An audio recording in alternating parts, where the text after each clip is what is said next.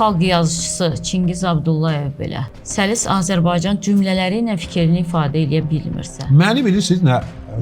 Belə qəzəbləndirir də deyə bilərəm. Söhbət savadlı bir adamdan gedir. Bir var məsələn dağda qoyun otaran bir çoban olar. Ona irad tuta bilmərik də deyir. Bildiyim bu qədərdir. Ali savadlı, dünyaca tanınan, yazı pozu adamından söhbət. Tamam ola bilər sən Sovet dövründə dili öyrənə bilməmsən. Aha. Burada bunu bilirik. Bu 36-35 ildir müstəqillik. Mən şəxsən Çin dili, Yapon dilini demirəm. Avropa dilləri olsun, Ərəb, Fars dilləri olsun. Vallahi billah Səidə xanım, sizlə mərc gələrəm, oturaram 6 aya istənilən dili öyrənərəm. İstənilən dili. Amma sən bu ölkənin içində yaşayırsan, Azərbaycanlısan, vətəndaşsan.